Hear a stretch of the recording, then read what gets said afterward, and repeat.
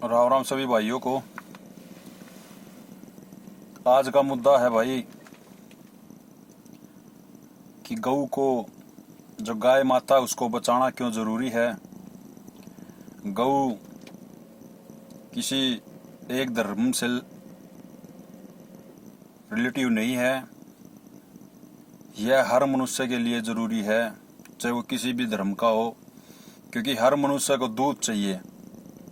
तो दूध के लिए गऊ को माता का नाम दिया गया, क्योंकि माँ जो जन्म देती है उसके बाद जो पालन पोषण करने वाली होती है उसको भी माँ भी कहा जाता है।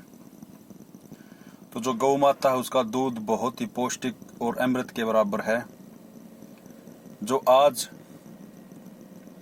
गौ हत्या, गौ तस्करी को जो बढ़ावा दिया जा रहा है, जो प्राइवेट कंपनियां जो जहर बेचने का काम कर रही हैं, जिसे आप पॉलीथीन वाला दूध भी कह सकते हैं, थैली वाला दूध भी कह सकते हैं, पाउडर वाला दूध भी कह सकते हैं, क्योंकि साथियों ये बहुत बड़ा षड्यंत्र है। एक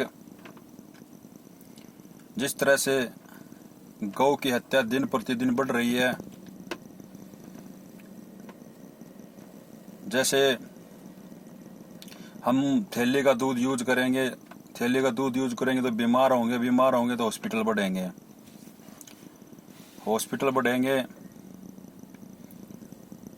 तो उनकी फीस बढ़ेगी।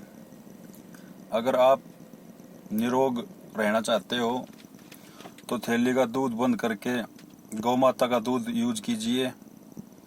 इसलिए हम जरूरी समझते कि गाय ही मनुष्य का पालन पोषण करने वाली है और इसको बचाने के लिए हमें कदम उठाना चाहिए।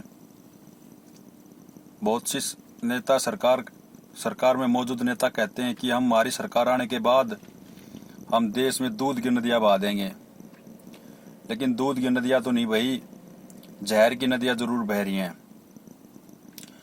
जो आज पैसे आप डॉक्टर को दे रहे हो, जो रोग आज आप अपने शरीर में दे रहे हो, वो जो दूध पाउडर वाला अपने बच्चों को पिला रहे हो, आप उन बच्चों को भविष्य तैयार नहीं कर रहे, उन बच्चों को एक अंधकार में धकेलने का काम कर रहे हो। क्योंकि जो ये दूध है, ये आप अच्छी तरह जानते, बहुत सी वीडियो, बहुत से छापे लगे हैं, बहुत से किस तरह से ये दूध बनाया जाता है, किस तरह से इसको पैक करके पहुंचाया जाता है। अगर सरकार चाहे तो गाय का दूध हर गांव, हर शहर, हर दुकान पर उपलब्ध करा सकती है, लेकिन जो विदेशी जो कंपनियां देश में घुसी हुई हैं, जो जहर पिलाने का काम कर रही हैं, जो छोटे बच्चों को अभी से चश्मे चढ़ जाते हैं, यह सबसे बड़ा कारण है कि हम क्या पिला रहे हैं। एक तो हम अपने बच्चों का भविष्य तैयार कर रहे हैं एक तरफ, दूसरी तरफ हम उन बच्चों में बीमारी उत्पन्न कर रहे हैं थैली का दूध पिलाकर।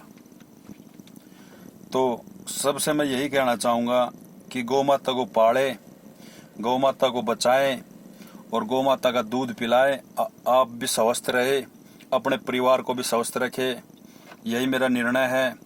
क्योंकि गौ माता किसी एक धर्म की नहीं, एक जाति की नहीं, यह पूरी मनुष्य जाति के लिए एक वरदान है और इसको बचाना बहुत जरूरी है। आज सरकार ने गौ माता को कटवाने के लिए कोई कमी नहीं छोड़ रखी, बड़े बड़े कत्ल खाने खोल रखे हैं।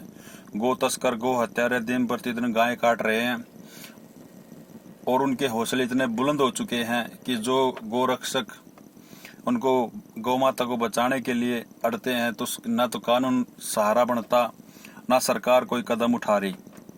तो साथियों, अगर आपको अपने आप को, अपने परिवार को निरोग बनाना है और अपने परिवार का भविष्य तैयार करना है, तो ये जो दूध, थैली का जो दूध है, ये जो आप पी रहे हैं, इसको पीना बंद कर दीजिएगा। बहुत से रोग कम हो जाएंगे इससे। अगर आप इस दूध से अच्छा तो आप पानी पी लेंगे ना, वो भी अच्छा रहेगा। क्योंकि इस दूध में सिर्फ जहर के सिवा कुछ नहीं है, बीमारी के सिवा कुछ नहीं है। तो मैं ये नहीं कहता कि आप गाय का ही दूध पिए, लेकिन मैं ये जरूर कहूँगा कि गाय का दूध बच्चों के लिए बहुत लाभदायक है। दिमाग की मेमोरी बढ़ाता है, स्वस्थ रखता है।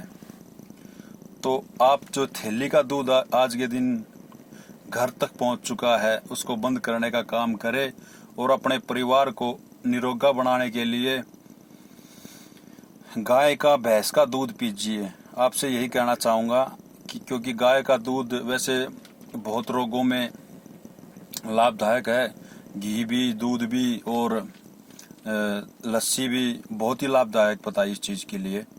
तो साथियों मैं तो यही कहूँगा कि गौ माता को बचाने के लिए अभी मौका है, क्योंकि कभी एक समय था इस देश में वाकई में दूध की नदियाँ बहती थी, आज खून की नदियाँ बह रही हैं। तो मैं ये कहना चाहूँगा कि भाई जितने भी साथी इस वीडियो को सुन रहे हैं ज़्यादा से ज़्यादा शेयर करें और अपने आप को निरोगा बनाए, अपने परिवार को निरोगा बनाए। थैली वाले दूध का उपयोग करना बंद कर दीजिए और डॉक्टरों की फीस भी कम हो जाएगी और आप भी स्वस्थ रहोगे, आपका परिवार भी स्वस्थ रहेगा। जय गौ माता, इनकलाब जिंदाबाद।